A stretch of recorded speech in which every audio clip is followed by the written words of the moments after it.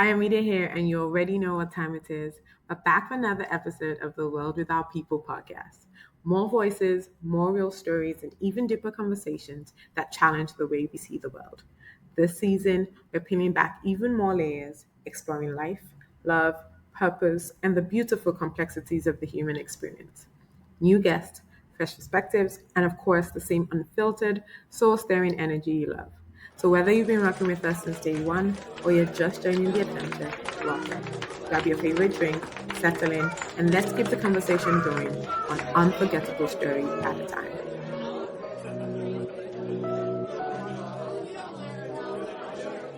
Hello, everyone, and welcome to another episode of The World Without People. My name is Ayomide. I am excited. I am always excited.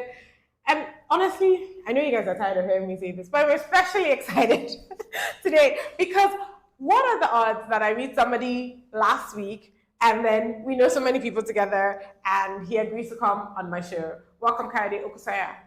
Right? Correct. Did I say right? All right, welcome.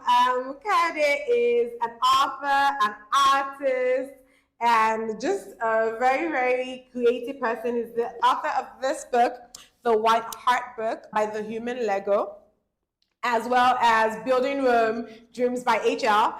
Check it out on Amazon and everywhere else you read or buy books, sorry. And he's someone whose art doesn't just, live on walls, right? They actually breathe life. I've seen a few of the artwork, and there's one that I have to do payments plan for.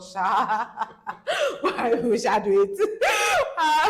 Like I said, he's known across social media as Human Lego, and he's, what's the word? What's that word? Like his phrase is creating art from the heart, right? Yes. Okay. And so, welcome. Thank you. Thanks for having me. Thank you. Thank you for agreeing, honestly. We're sending him back to his country shortly, but at least you came through, and so that's really, really awesome. So we'll talk about your journey, your latest exhibition. We'll talk about how you came into the arts, but we always start with where you come from. How many children, many parents? I mean, there's a set of parents. What high school, what primary school, like the whole shebang. Start from the beginning. Okay. Actually, where do I start from? Let's say primary school. Mm-hmm. I did go to St. Mary's Private School. Where? St. Mary's. Oh. Yeah, on Broad Street. Okay. Yeah. Okay. Yeah, I went there, and then right after that, I went to Lagos State Model College, Kankwa. Oh, okay. Yeah, I was there for 6 years, and right after that, I moved to the States. Okay. Where I thought I was going to be a lawyer. So I was taking pre-law classes. Then I realized law isn't meant for me. So I joined the army. So I was in the army for years. And while I was in the army, I was doing logistics. Okay. So when I got out, I just went back to school to do logistics. And right after that, when you get out, there's this thing about being Nigerian, you think you're smart. So I didn't do any kind of intern while I was in college thinking. Right. Being in the military, I had a decent GPA, I was 3 point something, I'll get a job right away. Yeah. But that didn't happen. I ended up working at CVS. Okay. As one of the shift managers. And I wasn't happy with that. Of course. Still trying to figure out life. I was like, let me go get my master's. So I started working my master's in credit management. No reason, even though I didn't particularly want to do the 9 to 5. Right. But being Nigerian, I just thought that's the route I had to go. And while I was at CVS, I met a random guy. We're just talking, and it turned out it was like the vice president of supply chain logistics with some oil and gas company. Mm-hmm. And through the conversation, it was like, I think you'd be a good fit for the company. Wow. And that's how I started my professional career. Awesome. And were you with that company for like a long time? Yes, I was with the company for a while. Okay. And then I moved around based on the job because we were building LNG plants. Okay. So I moved around. And it was 2020, COVID, right? Yeah. And they were going to send me to Saudi Arabia. Okay. But I just got married in 2019. I just bought a house in 2020. Yeah. And it was going to be single status. I was going by myself. Oh, wow. So I said I wouldn't make it. Yes. So they let me go. Then I started working with Deloitte as a consultant. And I worked with Deloitte for a while. And then I went back to the other company. Oh, nice. Very nice. Okay. Yeah, I mean that makes sense. The Bible, like, what? How does the Bible say this general idea, Sha, that if you are just married, then you gotta focus on that. So having to make that choice and then getting the opportunity to go back, that actually also says a lot. That's good. Yeah, because it wasn't necessarily about going. It was the people I worked with. Yeah, yeah. That's what makes a company good. Yeah. So did you finish the project management degree? Yeah, I did. Oh, good. Okay. Okay. So at least it's not. Let me know. Well, actually, let's even just go into it because that I think is one of the things I've always struggled. Not struggled, but like that whole idea of a left and a right brain, right? Creatives who can still kind of function in that space of operations or science or all of that stuff, and then being able to do that with more so called with art. But I mean, you have to put together an exhibition. You need project management skills to put together an exhibition. It's not something that is therefore wasted. Sure. What would you say to maybe someone who's struggling with that idea of I have a left brain and I have a right brain and I kind of don't know which way to go? So the question is, do we really have a left or right brain? Okay. Never thought about it before. Yeah, because we live in a world where they tell us it has to be white or black. Right? But I don't think it is. I think it's just a beautiful world that's colorful, right? So don't let the society or the world put a restriction. Fair enough. So just do, if you catch yourself today being an engineer and come tomorrow you want to like draw a car, that's still using what the world would call your left or right brain. Right. You're still being creative at the same time, sticking with that all the technical side of things. Yeah. So. Okay. So why human Lego? I went through different names. Being into like the hip hop world, I big fan of Wu-Tang Clan. Okay. I was gonna go with the chef, the word chef. Okay. Because of the way I write. Okay. I never understand when I'm writing. I don't know what I'm writing. I just write, and when I'm reading to my friends, everyone is laughing like this makes no sense. But it makes a lot of sense to me. So I was gonna go with the word chef, but that didn't sound right. And then I woke up one morning, and I remember it was Lego, right? As kids, everyone plays with Legos. Yeah. And what are you trying to do with the Lego? I'm asking you a question now. Build. And if you don't like what you're building, what do you do? You break it down and start again. Exactly. Yeah.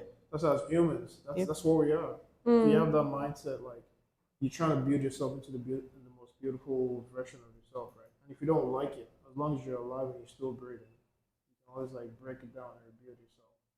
So that's why I love that. I call myself the human Lego. Can we really though? I mean, I love it, but can we really? I don't want to say society and or maybe even time, but do you think that the way we see ourselves matter a lot in that building process, right? Because I do think that, for example, I can't see myself as an artist, right? no matter what. And I wonder how then, even if I'm presented with the opportunity, how I can rebuild myself as such. Okay, let me say it like that. How do people go through rebuilding themselves to what they want and that better version of themselves? It's about being sincere with yourself, staying true to yourself, getting real with yourself. Okay. I know we don't have my first book here, but when I came up with dreams, right? So it's I don't remember exactly, but it's the D's dedication, R is repetition, E is endurance, A is being ambitious, M is motivation, and S, which is the key of everything, is being sincere. I love that. Yeah, wait. Say it again. D's dedication. Repetition. Endurance. Ambitious. M is motivation. S is sincerity. So I like that. you have to be sincere with yourself. Is this what I really want to do? Not because someone else is doing it, but if it's something you want to do, you'll find a way. See, the only limit we have is the one we give ourselves. And I know I always tell people this. it's easier said than done. Yeah. Even though I'm talking like I'm still trying to figure it out. Yeah. There's so many things I don't see myself as, which we'll talk about. Like yesterday, I went to a gallery and I was talking to a lady, and based on what we were talking, she was like, "I could tell you're an artist," and I'm like, I don't, So really, you don't still sell yourself as an artist? Yeah. 2 books and an exhibition later? Yeah, so that's what I'm saying. So sometimes it's one of those things where it's an imposter syndrome, but imposter syndrome is not necessarily a bad thing. I know bastardized it. Yeah. So yeah. Okay. All right. What first sparked your love for creating art? I don't know. Just so I said this at my exhibition, and I said, so growing up, my life story is a movie on its own, but I'm not going to get too detailed. I was staying with my grandma. Okay. And I don't know how you're familiar with Adenija. Keja. No, like the island. Okay, so no. But I was going. I'm a mainland girl. I was a mainland girl until I moved back. Yeah. Sule is my jams. And I was going to St. Mary's Private School, and we had what we call the Well of Kids. And I would always lie. So my imagination would be, when I get back to my grandma's place, I would think there's like cameras everywhere, and I'm like, this is just not a real place. I'll just make up things in my head. I think that's where it started from. Yeah. I don't know. I think that's where it started from. And as I grew over the years, I just realized in my head I was a good storyteller where I would see someone or something, or I'll watch a movie, and I would expect like the part 2 of the movie. Then I'll just make it up in my head or what I think it should be. Yeah. So that's kind of like how it came about. I don't know exactly when and where, but that's what I can tell you. Are your parents in any way artistically inclined? Okay, so my dad's passed away. Okay. But it was after he passed I realized they actually played different musical instruments. So I think my creative side is from my dad's family. Because my dad's younger brother is also an artist. Okay. He actually paints, or he used to paint. Like my dad's older brother played. There's this. He played piano. Well, there's a popular show back in the days. I think it's The Village Master. Okay. Yes. It was actually the person that did the soundtrack. Oh, nice. That was back in the day. Yeah. So that's why I said I think I got my creative side from your dad's side. Okay. And then, are there any other siblings? I don't know how many you are, but are there other siblings who are similar? My younger brother writes. Okay. That's about it. Yeah. I think everyone else, they have it. They're just too busy to figure it out. I like that. Too busy to figure it out. And I know you were saying, we were talking about it earlier, because like I said, I don't know that. I don't think everybody can be so creatively inclined, right? Like I just feel like most people that are surgeons are not looking at their work and thinking, oh my gosh, this is a creative masterpiece kind of thing. And or probably don't have, but I get what you're saying now in saying that they're probably too even busy to now then have any other creative endeavor outside of that, 9 to 5 kind of thing. But you think every single person?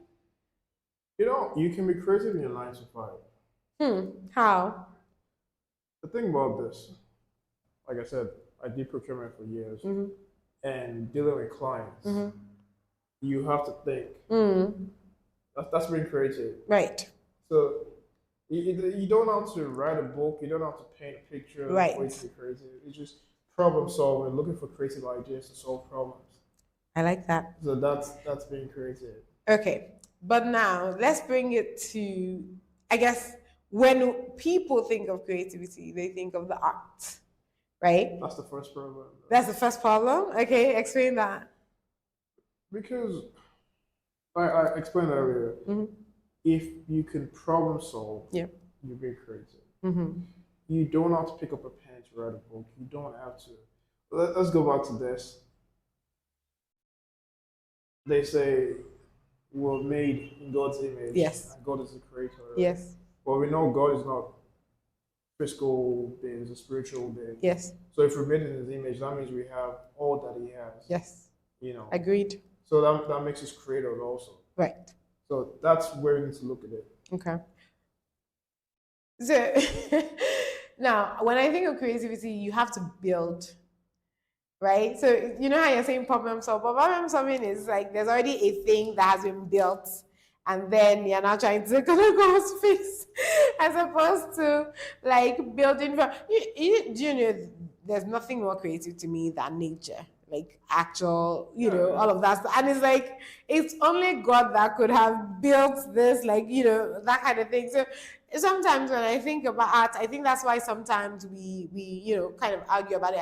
I hear what you're saying, and in some ways I agree, because honestly, being able to see a situation and solve the problem, it's not everybody that can still do it. So that also means that you have that creative brain to be able to solve that problem. It's not everybody that can do it. But I almost feel like more people can do that than can be a Whitney Houston. Like there can never be another Whitney Houston. There can never be another. We all have our unique gifts. Yeah. We're all different people. That's what makes us special. Yeah. So there's never going to be another Whitney Houston. There's never going to be another Michael Jackson. There's never, that's just the same way. People ask me this question. Not people, but I joke around. Are you better than me? And I told them, yes, I am better than you. Like I am better than you at being myself. Hallelujah, somebody. That's why I'm better than you. Same way you're better than me at being yourself. Yeah. And that's all that matters. Okay. The problem we face is most times we're trying to be something we're not. Yeah. And that's when we question all the things about, our existence.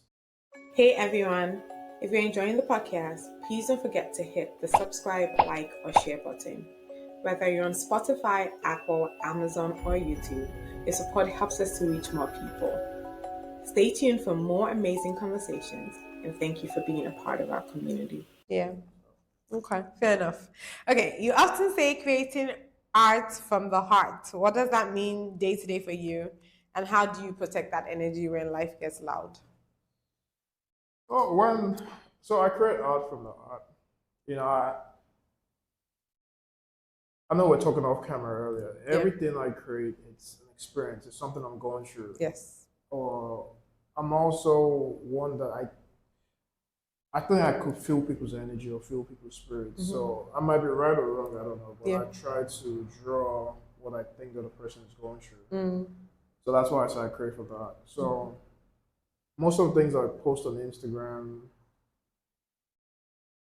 they look good with the colors and everything, but they personal to me. Mm. The one I showed you that you said you're like. That's a payments plan. Yeah, that's the one I showed you. That's the perfect case of, I consider myself the guy on the bike. And you could barely see the people, but those people represent, am I doing the right thing? Am I making the right call? Does everyone want me to succeed? Everyone might be smiling at your face, but do they truly want you to succeed? Are they real? Also, the people before me. Like the only reason why I'm still standing is because of my grandmother's prayers or things like that. Yeah. And if you look at the bike, I wish we could show it. But if you look I know, right? If you look at the bike, you would see dreams. That's what's keeping me going. It's the dreams that's keeping me going. And you look at it. I want the person looking at it to see the love, the green love, green light. Right. To let you know you also have what it takes to pursue your goals or whatever it is you want to do. Yeah. So that's. I love it. Okay, tell us a little bit about picking the names so far so this in particular, the White Heart book, and I wish you guys could see it, is stories as well as digital art, right? Correct. Am I saying that right? Okay. Building Rome, Dreams by HR were more short stories, right? So talk us through the process of it's 2 different books now, but the process of picking the names, going through that whole process. So I think I'm God's favorite. Hey, love it. Everyone should feel that way by now. Yes. So most times, certain things just drop from nowhere, and I think like the whole building Rome was. I published the book. What year? I don't remember exactly. I want to say I published the book back in 2016. But everything in that book were things I've been writing since like 2005. So it wasn't like, so I read in 2005. And it was just like, I'll just write them and I just had piles of papers. So I was like, no, why don't you just put it in a book? And I did. But there's this thing we go through, right? We never feel like we're ready. So that's where I was like, Rome wasn't built in a day. Yeah. That's what like building Rome. Yeah. That's where the name came from. And the dreams by H.O. was I've always wanted to write a book. Yeah. As a child. So my dreams was coming to fruition, that part. And also this is just the things I was writing, call them short stories, call them poems. They're just ideas in my head, dreams in my head. And that's why it's called dreams. Yeah. The H.O., however, we all know H.O. is human Lego. Yeah. But I wasn't sure of the copyright issues back then. Yeah. So that's why I started writing the human Lego. Yeah. H.O. Yeah. So that's how that came about. Okay. And then this one?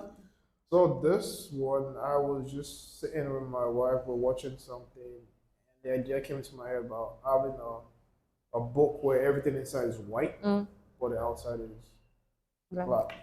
I call it the White Art Book. That's it. Okay, but how do you so in this case, how did you pick each picture with each like the contents, like the story? A few of them are from some of them are from you sometimes when you drink. Yeah. Okay. Sometimes when you drink, different things just come. I don't know. I don't know. I don't be drinking like that. No. I mean, not. I know what you mean, though. I know. I trust me. I understand what you mean. I'm just saying I don't know as far personally, but I understand the concept of it. Yes. Sometimes you drink and something pops in your head. And what I've tried to do, it's not just by drinking. Sometimes I work out. Yeah. And when I'm done working out, I have all these crazy ideas. Like having a shower idea, basically. Exactly. Yes. Yeah. So what I've learned to do over the years is when something comes to my head, I hold it real quick. Okay. I might not know what I'm doing with it. Yeah. But I just put it in my phone, in my notes. Okay. And then that's how I came up with just different things. Interesting. Just like I could see.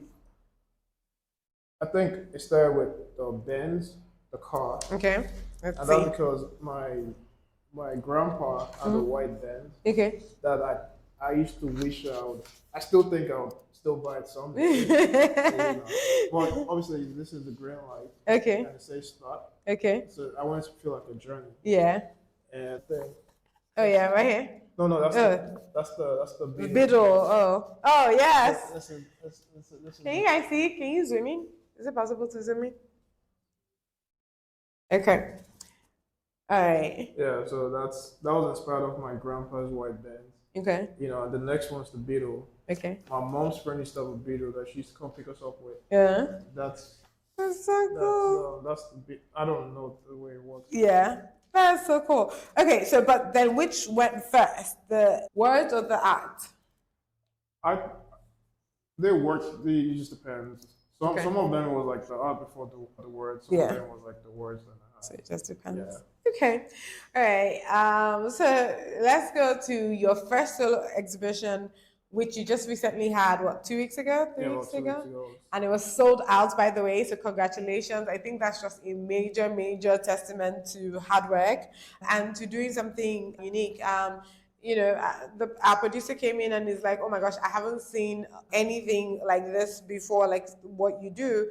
And I think that's really, really amazing. So congratulations. You called it Life, a short story made long. What inspired that title and what story were you trying to tell? So it's just life in general. I know someone asked me same question, how do you come with the title? And I said, really, it was supposed to be life, a short story made long, beautiful. Beautiful, okay, yes. And the beautiful part, once again, came from a drunken night. It was my wife's birthday, and we're all chilling, and I kept saying beautiful, beautiful. And the following day, she asked me, she was like, "Why were you saying that?" I said, "I don't know." But it's just me reminding myself, like, I'm not just one thing. Yes. So I have to be beautiful. And also, just play on words, Yeah. beautiful. Yes. So that's fair. Yeah. But the life of short story made long. I think I was watching some documentary about NBA players. Okay. About it was like this old baby mama thing. How one night stand would lead to a child, and now you might not even like this person, but you have to deal with that for the rest of your life. Yeah. So that's where that came up. But I didn't want to be vain. So I was like, truly, life is short. Right? We hear it all the time, but it's about what you do within that space that makes it long. So why don't you be beautiful? Yeah. If you want to be an actor today, be an actor. Come tomorrow, you want to be a writer, be a writer. Just, as long as you're being sincere and understand, like no one has it figured out. Everyone's just trying to do the best. You know, so that's how that title came about. So with the artwork, what I try to do is you would have the artwork and I had short stories and I ended every one of them with beautiful. And just kind of add the viewers also engaged where I had a mirror and I wanted the viewers to write. One of them said, if you knew you wouldn't fail, what would you do? Right. And people wrote different things on there. It was like a CD mirror. And then the second one, I got like those blank gas nozzle. Okay. And I painted it black and gold. Okay. And I said, it's okay to gas yourself up. So you can write whatever. But also the reason why I painted it black and gold was because of kintsugi, which is a Japanese style of fixing broken pieces. Okay. Okay. And but when something breaks in the Japan culture, right, Japanese culture, they don't toss it out. They use gold to fix it. And that makes it more beautiful. And for me, I take it as a way as humans, right? Just because you have certain things going on in your life doesn't make you a bad person or doesn't make you feel like, oh, I'm not meant to be in this world. Right. It just makes you a better person. You know, when they say something like, I might be screwing this up a little bit, but when they say God gives the strongest, he doesn't give you more than what you can handle. Yeah. Yes. Yeah. Yes. So that's kind of how I saw the old Kintsugi style of men in broken pieces. I tied to that also. Have you ever done your spiritual gifting test?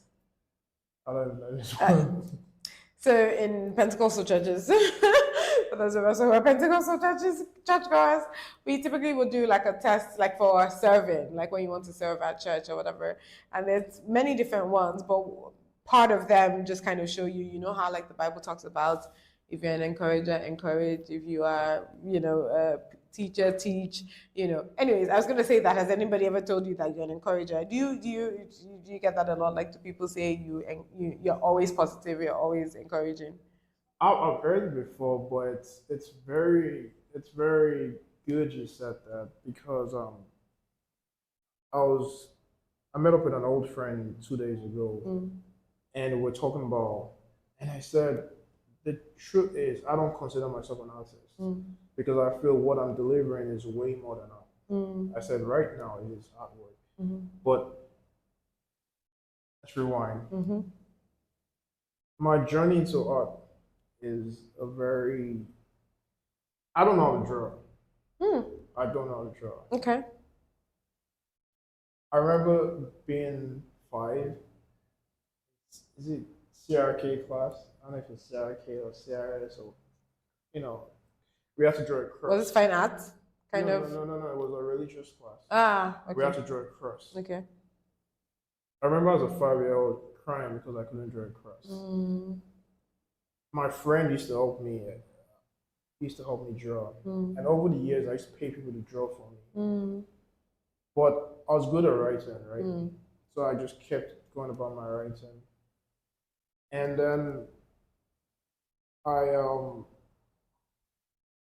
was writing, and at some point, my wife now, which was my girlfriend, then she told me, she said I should start adding pictures to the things I write. Because what I was writing was me trying to inspire people. Right.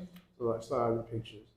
So I started learning how to use different softwares. And then I started using Canva. I was getting so good at Canva, and I was like, you know what? I'm going to go buy a new laptop. So I bought a new laptop. My sister is a teacher. They have discount with Adobe. Yeah. So I was like, okay, I'll use a discount. I got the whole Adobe package and everything. I started taking courses in Coursera. So I was teaching myself. And I was teaching myself all those things. In 2020, we had our son in 2022, I believe. And we're doing shifts. My wife and I were doing shifts. So when my nights take care of our boy, I wouldn't go to sleep. So one December 31st, we went to church. But rewind a little bit. I was going to wear my white shirt to church, which said creative director. Kind of like what I wanted to be. I was kind of like praying. But then the pastor said, everyone should wear white. So I was going to wear white. Anyways. So I wore my white creative hoodie to church, creative director to church. I wore it to church. And I got him that night. My wife was sleeping. I was watching the baby. I turned on YouTube. And I started seeing AI art. And I didn't know what it was. But I just got there and I was just basically doing the same thing the guy was doing. And I was like, I'm not sure I feel we're just using AI.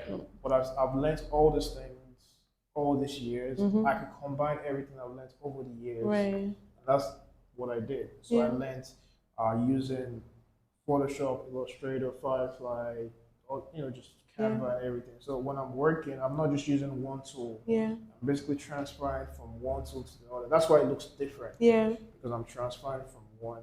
I'm also using my storytelling skills to see. I want to tell a story. This is what I want it to look like.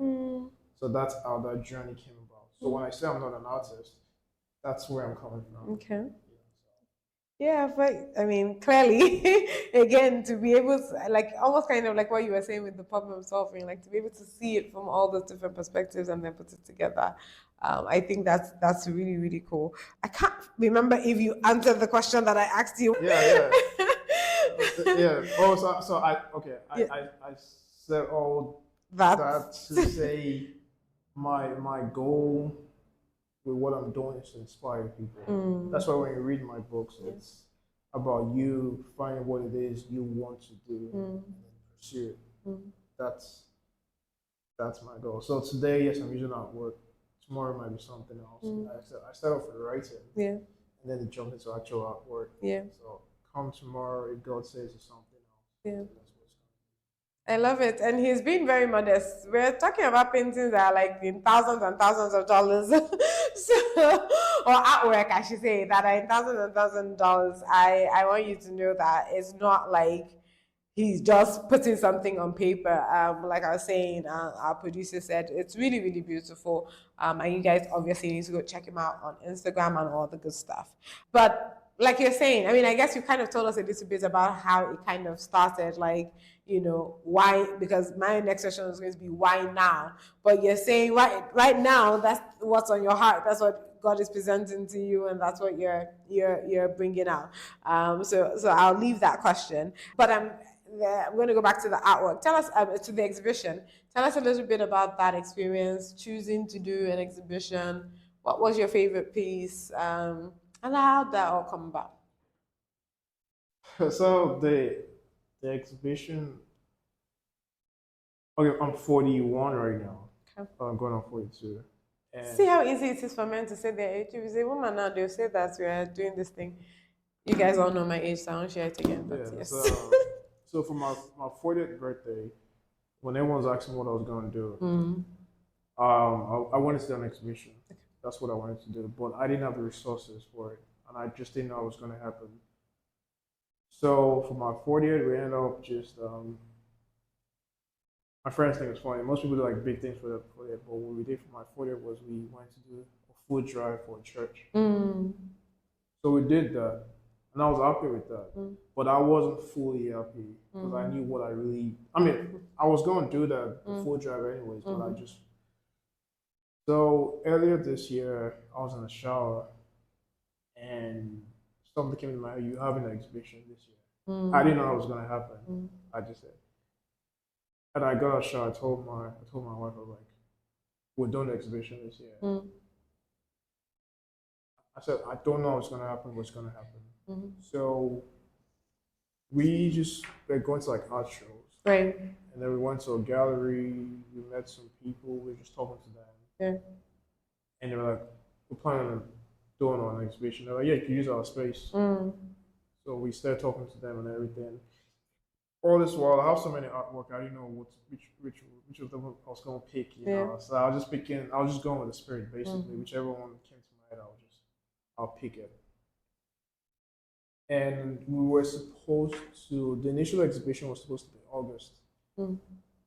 I believe August 2nd. So while I was at work, we had finalized the details in June. I just got on the phone with the planners. We're about to start sending out the invites. And then I got a call from this is a bit personal. I got a call from my older sisters. And so I come from a home where my dad had multiple wives. Right? So my sister calls me at work. It's strange. I'm thinking she was going to tell me about her mom, but instead she told me about my brother's mom. Okay. That you met. Yeah. Then we didn't know what was going on, but to cut long story short, she passed away that I'm so day. sorry. So imagine you going from like high to low within 2 minutes, literally within 2 minutes.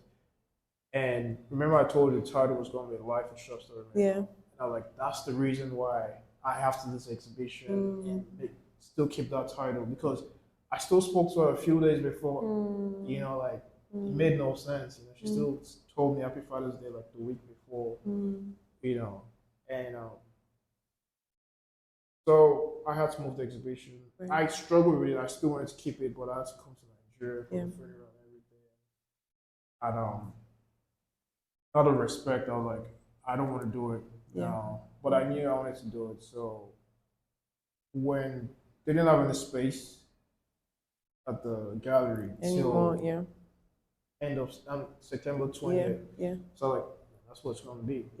So I had no expectation. So like I said, we planned for like 70 guests, and we ended up having close to about 150 people. So I felt everything just aligned according to God's time. Yes, so, absolutely. So like my favorite part of the exhibition was after the exhibition, people coming to me and telling me, to me, it might just be the artwork, but to them, I've inspired them to go pursue what it is they've been holding on to. And I feel like that's what I wanted to do. Me selling the artwork was just an add-on for me. You know, my goal is to inspire people, because I also want people to inspire me. And it's kind of like this. I say this: when you pray, it doesn't necessarily have to be "Our Father who art in heaven," right? A prayer could be, if you want to get something from God, if you have the resources to do it for the next person, do it.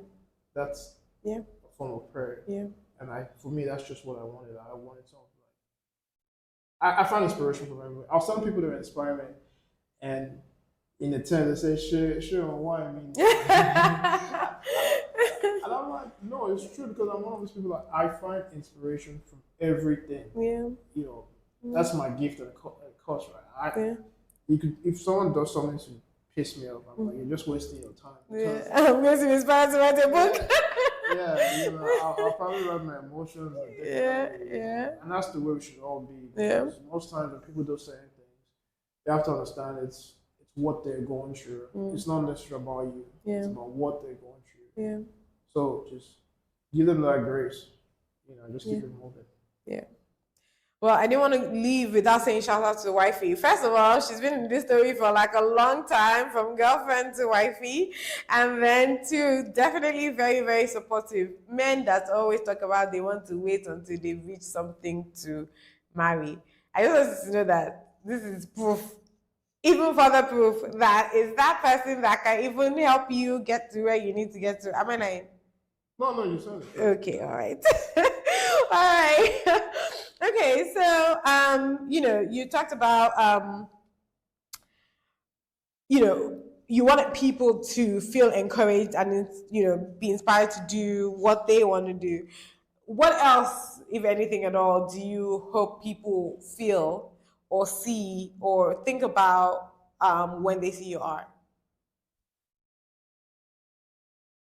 I mean, other than it looks good, I want them to have a good energy just by looking at it. Whatever the spirit tells them, just I just want people to I genuinely want everyone to be good. Yeah, That's kind of like the truth about it. that's awesome. Yeah, that's I'll bring my wife into this. So I said shout out to wifey. I agreed. When I'm talking about different ideas, Yeah. and especially when I was coming to Nigeria this time, she kept saying, when you're having conversations with people, tell them what it is you're trying to do, but don't give them the full idea because they might take it. And I was like, to be honest, if they take it, they take it. Yeah. That's me too, honestly. Yeah, I'm not trying to like strategize everything, like because I know at the end of the day, what is mine.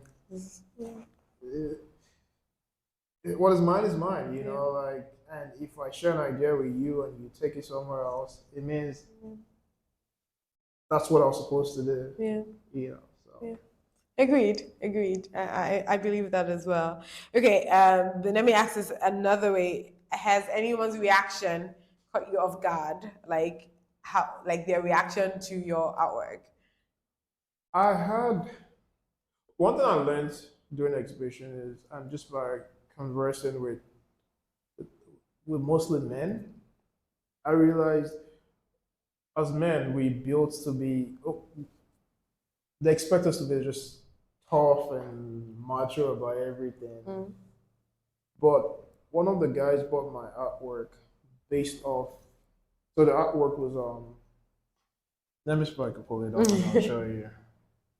1 second. So that's actually that's the guy. That's the guy. Oh, nice. So that's the one I wanted. Remember when I first of all saw this one too? Yeah. Okay. So that's the guy that bought the artwork. Yeah. And so the art. So that's the man, right? Yeah. And that's the swan on there. Yeah. And the thing with the swan is when you see them moving, they move like so smooth. Yeah, gracefully. But on there, they're like pedaling and trying to. And everything around his head is what he's going through. And I kind of told him, and he says stand out. Yeah. If you, I don't know if you zoom in, but if you zoom in, you say stand out. Yeah. And the T is a cross. And I kind of explained to him, I said, that's kind of like me, where most times when people see me, they think, I have it like figured out. But deep down, I just have thoughts and different things going in my head. And I had about 4 or 5 guys tell me, yo, that's me exactly. Yeah. But he ended up buying it because of that. Yeah. Because I explained to him, like, this is me, and I was like, that's most men because they want the society. I wrote something, I say, when you meet someone, right, and they shake me, they told you have to like shake someone like real firm. So for the most part, we all know we have to do that. So even if we're not confident, we know we can still do it. We can still do it. But I don't have to shake you like real stand for you to know confident. Yes. Yes. So the society has a way of just trying to like shape us into what they want us to be. Where we're all individuals, we should just be ourselves. Yeah. Yeah. Okay. Fair enough. All right. So, who or what has influenced you the most? Someone whose work or spirit shifted how you see art or life? So I find inspiration from everywhere. Well, what my go-to book is called Grapefruit. Grapefruit by Yoko Ono. Oh, okay. Yeah, okay. It's a book that makes no sense. But that's the beauty of it. That's to let you know when it comes to creating, don't take it too serious. You're creating something at the end of the day. Just have fun with it. Yeah. So that's one of my go-to. Also, there's the Bible and the Quran. Okay. You know, I'm also when I read something, I picture it. Yeah. So most times when I read the Bible and it's saying sayings in the Bible that I read, and I'm just like, this is cool. Yeah. I'll say this: I'm getting to a point in life where I'm questioning saying things in the Bible. You know, I'm like, was someone just a good writer? And they just wrote this story to be so interesting. Yeah. But I don't know. Nobody really knows. Yeah. I know some pastor could argue with me, like, yes, it's true, but the truth is we don't know. Yeah. You know? But I don't know if I've answered your question. No, it's okay. You said, well, you first of all said Yoko Ono by Grateful by Yoko Ono, because it generally, everybody should live, I guess, freely. Yeah. And you also said everyone inspires you. So yes, you did answer your question. But continue your thoughts process. No. So that far, but I also find inspiration from Basquiat. Okay. Yeah. Okay. I remember one time, more than 15, 20 years ago. Yeah, more than 15, 20 years ago, I watched the documentary about Basquiat, The Radiant Child. And this was me single in my apartment from Briar Forest. I just said that because I remember you said West. Yes, yeah. So from Briar, I'm sitting this Friday night, just watching it, and I kept seeing myself in him and things like that. And from that point, the way I think he thinks, I adapted it into my way of thinking and writing and creating. Yeah. Just have fun with it and don't really care about what people have to say. People might think you're weird or whatever, but at the end of the day, we're all weird, right? Yeah. So. I like Basquiat. I have a reprint because, yes, I'm still doing payments plan for an original, but I have a reprint in my room as well. I got to go to an exhibition in Canada, I think, where they were doing Basquiat and the other guys, white. They used to kind of work together. Yes, and I just thought that was really lovely. So yeah, okay. Yeah, and I have so many inspirations, but I think I said Yoko Ono, the Bible, the Quran, the dictionary. I skipped that. Yeah. Basquiat, and then Quentin Tarantino. Oh, okay. Yeah, okay. Because his movies it's just crazy. And I remember watching The Jungle. Yeah. And in the middle of when Jamie Foxx was writing the also something, he started playing Rick Ross. I remember being at the movies and I was like, wait, what song? Aston Martin? I don't remember the song itself, but I don't remember either. Yeah, but if you watch the movie, you see, it just came from nowhere. It was like no one would expect it. So that's why I like Quentin Tarantino. Like from Pulp Fiction, but I remember that scene from the Django. Yeah. And I could keep going. I also got inspired by Sinners. I actually haven't seen it. So interestingly enough, I haven't seen it primarily because I'm like, okay, we started to go into diabolical things. I beg, see, as a child of God, I'm just trying to make it to heaven. Honestly, really, actually, the world is already corrupt enough as it is. Let me be conscious of my movie and music choices nowadays. But I still feel like I have to say, because I really love me some Michael B. Jordan. Like, literally, if I didn't know my husband, I'd have waited for Michael B. Jordan. Cool. Yeah. So Brad Pitt is better. Okay. I mean, I'm okay with that. I like Brad Pitt too. I'm okay with that. But I mean, I guess someone my age. You didn't hear me. I said if I didn't marry my husband, I'd have waited for Michael B. Jordan. I mean, far. I'm just saying. No, that's actually me saying that's an inside joke. Okay. But Brad Pitt is good. That's okay. Yeah, but I know you mentioned. I know you want asking questions, but it's okay. I'll talk about. When people talk about heaven, right? And I know you have to be careful what you listen to, right? But are we so sure what heaven feels or looks like? It's a good question. Yeah, and now tie it back to watching Sinners. It's not going to affect anything. If at all, you might learn something. Yeah. So. No, so here's the thing. I mean, all of these things I'm saying now is very I don't want to say feels very left this thing. I think I'm just, like I said, maybe that growing older, trying to be cautious about it. So, for example, I'll watch every Halloween movie. I just will not participate in Halloween. Yeah. Do you understand what I'm trying to say? Like, for me, especially with the ones on Disney Waverly Place, I'm like, okay, like, I mean, it's just, and for me, a lot of these movies, and I always tell people that it's one of the reasons why I watch more American movies than I will ever even sometimes do Nigerian movies. Yeah. Because in American movies, I don't care what it is. If you actually pay attention, you'll see the good always wins.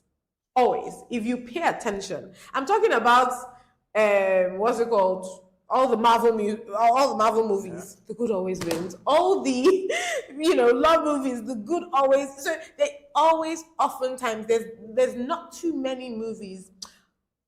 And a good movie that I can tell you that maybe now shows you that this is the difference between America and other countries and how they see movies is Parasite. I don't know if you guys have watched Parasite. No, I haven't seen it yet. But it's an Asian movie, and good did not win, and it was just left there. You know that kind of movie where you're not like, what the actual, like, is this how life really is? If you go back and look at every American movie you've watched, there's not many times you're left with what the actual, like, the bad person won, or they left you with too many questions about what, like, you may want a sequel because you know that there's a continuation to the story, but it's not necessarily because the bad person won. So for me, in that sense, I understand it.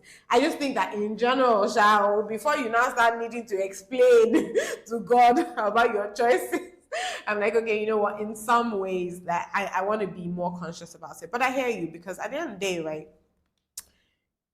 Some of these things, like you're saying, it's someone's creative mind, right? It's just really art that they put in that form. Now, whether or not you are now that receiving kind of person, because here's the thing, and I think this is where I'm now getting to.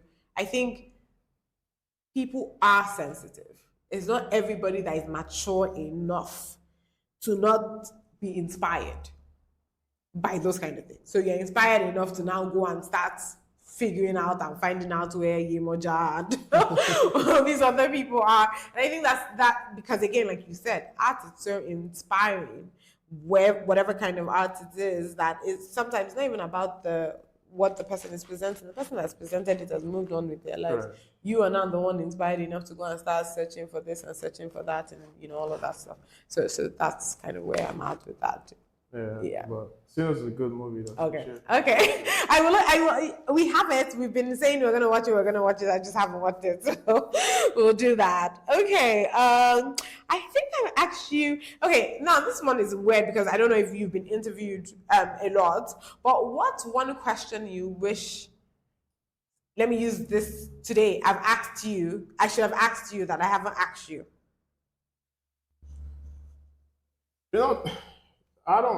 I think this is like really my third or fourth, I wouldn't call it interview, just conversation like this.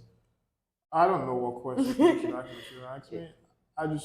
I'm open to whatever questions people have to ask me. And if I have the answer for it, I'll answer. If I don't, I don't. So, okay, let me ask it another way. Even in general, because I do think that people don't do a good job of having deep conversations, right? We tend to sometimes have very surface level conversations, even in our personal lives. So let me ask you, do you find that, especially because you sound like you are able to shell out, for lack of a better term, a lot of wisdom, do you feel like a lot of people tend to ask you deep questions? So people don't necessarily ask me deep questions. Most times when we converse, it's not even on some. Most of the time, I'm always on mute if in a gathering. I don't talk because when I listen to the conversations people are having, I'm like, truthfully, I'm not interested. But if it comes to like talking about life, then I want to talk about it. But you realize we live in such a fast-paced world and also a shallow world that people just want to talk about trends. And there's nothing wrong with that, don't get me wrong. Once in a while, I can get engaged in that conversation. I don't see you doing that, but okay. But But I would really just want to just talk about life, just understand life, and talk about being a man, talk about a woman, just try to just go into people's head and try to like figure out what's going on. I don't get into politics for reasons where I don't know what's real and what's not At real. this rate, honestly. Yeah, and also it's easier when you're outside looking and thinking you know what's going on. So Right. you go in the building and you realize not everything is the same. Right?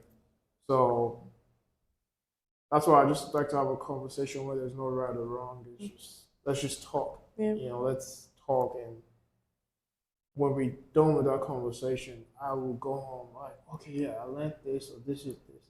I hope the other person feels that Saying the way. same thing. So, Yeah.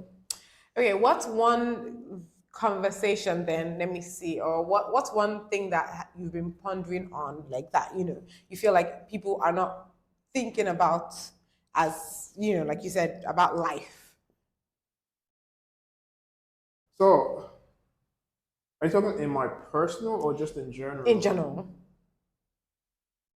I honestly don't know. That's a good question. That's a good question. But I feel we not. I feel no one is really living life. That's What does that mean? we're not really. I don't think we all. Some people some people will say something about one life to live, YOLO, all these things. But are they truly living life? Like, if you could find your purpose in life, which most of us don't, and you live according to that purpose, then you truly live in life. Right. But if you're coming up with, oh, one life to live, it's the weekend, I'm just gonna go party and everything, then are you truly living life? Yeah. And that's a question I ask myself because there's certain things I want to do, but because in my head I'm thinking it's out of character. Yeah. I don't do it.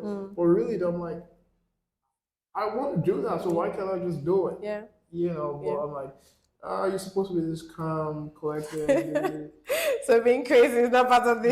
But sometimes I want to, And as you should. Yeah. And once in a while when I do it, which oftentimes happens when I'm tipsy, people tend to blame it on the alcohol. When I told them, I'm like, yeah, I mean the alcohol kind of helps, but it's just something I'm just always wanted to do. It.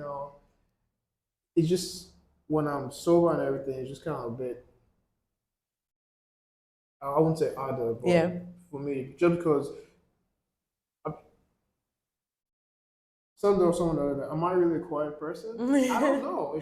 I didn't think, it's so funny. That day you were very quiet until we now started talking about what's it called. I don't even know how we went into art, or maybe just because we knew other people. Was like, my brother. Oh yeah, does art or whatever, and like all of a sudden I'm like, oh wait, he talks. Yeah, so that's it. Like I'm a very, I think I'm a very reserved person. I wasn't necessarily quiet. Yeah, it just depends on the conversation. Yeah.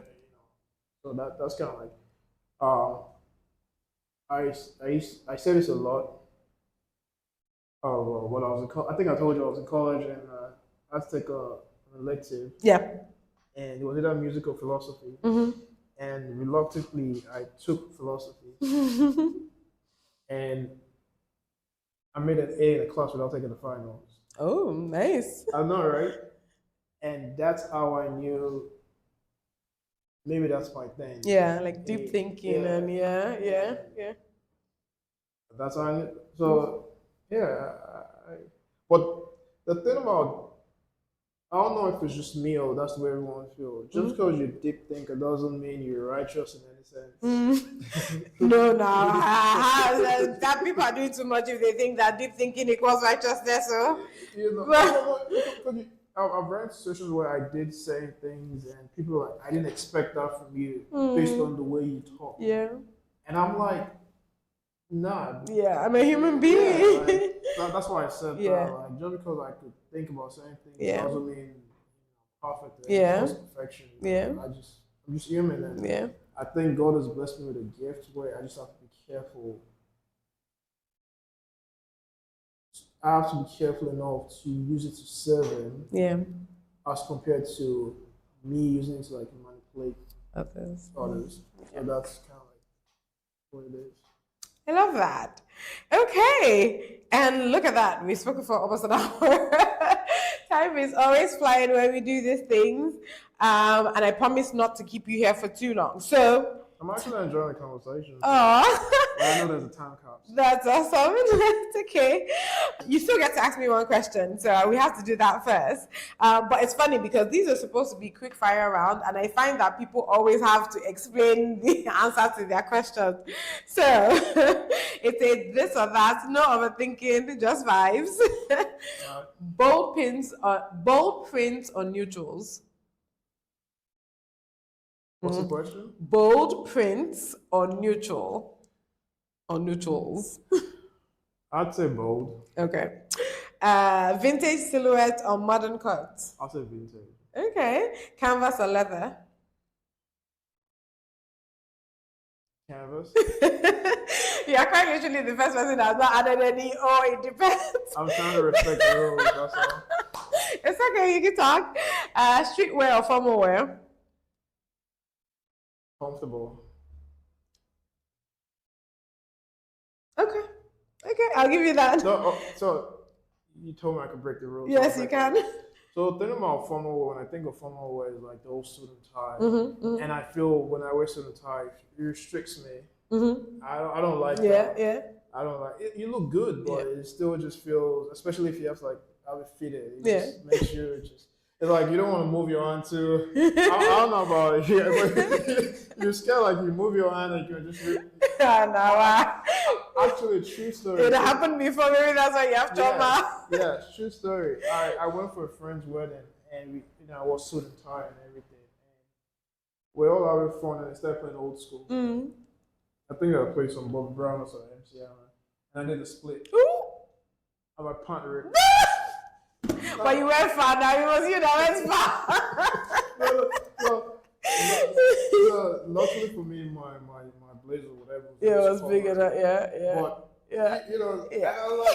that's why I don't like wearing. No, but ideally, a good suit doesn't have to be as tight to still be a good suit. Yeah, but being fitted, it's a tricky line. It's a tricky line. So. Fair enough. Yeah. Traveling solo or with friends? With friends. Okay. Now I have to go back real quick because I forgot to ask you this one question. Being that you've been out of the country for a long time, what do you think about Nigerian art scene? So you're actually going back when ArtX and all of this stuff is happening. But I know you've been to a few galleries since you've come in. So tell me, what do you think about Nigeria's art? Yeah, and when I say art now, I mean because most people think music or fashion, but I'm talking gallery paintings. Yeah. It's good. It's inspiring, and it's as Nigerians. We gifted, I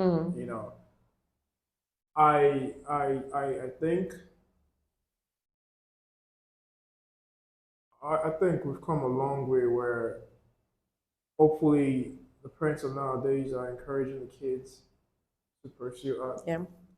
Because I come from a generation where lawyer, engineer, doctor. Yeah, that's it. Art, but I think nowadays, they encouraging. It's a good thing. God hasn't called us to be one thing.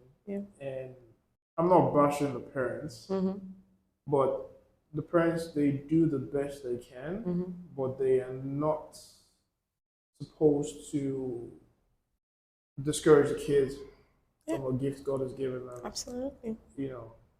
So how do I tie it back to what's going on? Just going to different galleries and seeing different, it's inspiring. And some I saw some artwork yesterday. The lady told me it was a 5-year-old boy that painted it. Wow. And I was like, that's interesting. Yeah. Although I can tell you it's overstimulating though. Yeah. There's just art everywhere that I'm questioning like, where do I fit? Yeah. But then, like I said, for me, it's not about the art itself, it's about the message. So hopefully the artist in Nigeria can adapt that way. It's cool, it looks good, but what message are you trying to portray out there? Yeah. Once you can tie that, then it'll be good. Okay, and I said it was the last question, but it's not the last question because to your point, right? One of the things that I think about with art, I think my husband was talking to you earlier. Do you think it should be owned versus like viewed? I don't know how to explain it. It's like this idea of, I mean, you have to make money now, like, but sometimes that ownership, collection, all that, I feel like sometimes people just do it just because they want to put something pretty on the wall. It's pretty. It's not because of, not necessarily because they even understand it or care or all of that. Versus also the fact that for some people, they know that having that many pieces in their house equals to having that much money in their house that, they can sell again. So how do you, like, for you now with your art that you're selling, what do you think people, how do you want people to treat it? Should they hold on to it for life, pass it on to kids, or maybe one day say that they want to give it as part of their collection to a gallery? What do you think? So first thing is, for someone to get my art, it's an honor, right? I feel they don't understand what they're doing. Yeah. Like I thought of something, I created something, and they actually want to pay their money to get it. So thank you to everyone that's bought my art, right? And when I create, I'll tell you this, I'm creating to create, but I also want to make money. And the reason why I say that is we need to stop this old thing about, most of us go to 9 to 5 to make money. But you go to 9 to 5 that you don't like. So if God is giving you a gift and you can make money from it, then by all means make money from it. Hallelujah, somebody. So when I create the art, I want people to buy it. Yeah. What they choose to do with it, that's up to them. If they feel, okay, maybe one day I bought this for $2, and actually, let me rephrase it. If they feel I bought an Ima Lego artwork for $5,000 today, and 5 years from now, it could be $5 million, then good for them. I say that because I'm manifesting also. Amen. Yeah, that's good for them. And they want to pass on to the kids, that's also good. Yeah. If it's just, like I said, the guy said he just feels tied to the piece. That's why I bought it. Yeah. So it's therapeutic for me also, right? Yeah. And I'll keep creating. As long as I keep creating and people are going to keep buying, I'll keep creating. Yeah. Going back to, if they want to, for resale value, cool. They want to keep it in their house, cool. Pass on to the kids, whatever they choose to do. As long as I don't stray away from the message I'm trying to put out there, that's all that matters to me. Yeah. For me. So that's really all that matters. And I hope they get it for the right reasons for themselves. Yeah. Yeah. I love that. I love that. Okay. That is my final question. I promise. I promised, and I'm keeping my word. You get to ask me one question. I thought about it. I can't really think, but what's a question you'd want to ask me that you feel you haven't asked? That's a question I feel that I haven't asked. I like how you've turned the question back to me, Sha. What's a question that I feel like? No, the only other thing that I would have asked would have been exploring more of the personal side, and that just because I'm curious, that I'm that kind of person, right? Okay, so by the way, I mentioned that we know so many people together. So it turns out we have friends from Houston part of my life and Maryland part of my life, right? And like, so, that kind of thing, like for me, it's because we had a conversation, before we started to explore that. And I like to know that, how you mentioned like, oh, your dad doesn't want to support. I want to know how many children, I want to know how many wives, I always want to know the details. And I think that's one of the things I've kind of like, why I also do this, because even that story that might be something so random. And it's funny because I know there was something you said when we first met that I was that I think we haven't said, like, just it was a statement you said and I think we haven't said. I can't remember for the life of me. Was it the one about everyone has a story, you tell yours? I think that, right? And you kind of said that in some ways, but I think there was also something else. But yes, you see that whole idea. Everyone has a story, you have to tell yours kind of thing. I think that for me, those are the kind of things that make people understand that you're not alone in this world, like you said, like you're not alone in this world. This world is bigger than you know, and if you maybe hear other people's stories, you start to feel better. You start to get that, you know, you're able to shed that imposter syndrome. You're able to have the courage and the confidence. Like you were saying, like even knowing that, okay, you can shake somebody, but doesn't necessarily mean that that makes you confident. But how do you again still continue to show that confidence? So yeah, I think for me that would have been the only other question that like kind of just going deeper into that. But I've been accused of like making this like a whole TV show because I can be here for 2 hours. so yeah, that's it. I mean, it's a good thing you're doing. It's a Thank good thing you. you're doing. And one thing, I know you haven't asked yet, I don't know if you're going to ask, but one thing I would tell myself and everyone is if you have something in your head you want to do it now. Yeah. Do it scared. There's no right time. Yeah. There is no perfect time. Yeah. It's right now. Yeah. You know, so do it. And that's what I tell myself. I'm always convincing myself, like, because the truth is when God gives you an idea, right? Yeah. And if you don't start working it right away, He's going to give it to someone else. Absolutely. That's why sometimes, I don't know if it's happened to you, you thought about something, and then you see another person doing it. Like 20 of those ideas. 20. I'm not even joking. Yeah. It's ridiculous. Yeah, so we just have to learn, like, do it now, do it scared, you can be shaking. Yeah. I've given presentations where I'm shaking. Yeah, absolutely. You just got to do it. Yeah. I think I wrote a piece a few years ago. I said, there was a point in life where fear was chasing me. I stopped and I started chasing fear. And now fear thinks I'm crazy, so it runs away from me.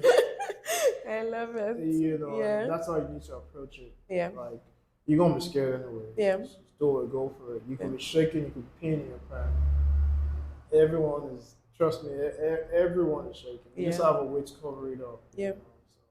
Yeah. So that's the, like, whatever it is you're doing, whether it's writing, art, being a husband, being a wife, being a dad, just do it from a sincere place. Yeah. And you'll be fine. And do it diligently. Yeah, and if you fall, get back up and keep going. The only time you can stop is when you're dead. And at that point, it doesn't matter anyways. So, yeah. Thank you so much. This has been honest conversation with the human Lego. I really love that name. Actually, I think I mentioned it to you already. I just like this like the vision that comes to my mind when I hear that name, and I love it. Thank you for sharing your world with us. Everyone listening, remember, art isn't just about what you see; it's about what it stares in you. Please check him out at the Human Lego Instagram. Your Instagram is The Human Lego? Yes. Instagram. My website is also www.thehumanlego.com. Okay. And it's all public, so you have no excuses. And yeah, stay tuned for more stories about the world feels like without people. Of course, they're telling me at the back, like, share, subscribe. It's so funny because, to your point, I do this whether it's whether somebody is liking or sharing or subscribing. But, please like, share, and subscribe. Let's make money from this thing. Yeah? Like he said, I want to start making money from this podcast. Okay, all right. Let me stop talking now. I'm Ayomide, and this has been The World Without People. Catch you on the next episode. All right, thank you. Very good. Thank you for joining me in today's episode. Just like you would share with friends about a great book you read, don't forget to share this if you enjoyed it. Connect with us on IG and Twitter at TWWPcast and get details on the website at worldwithoutpeople.org. And hey, remember to make loving others the story of your life. Until next time, this is The World Without People.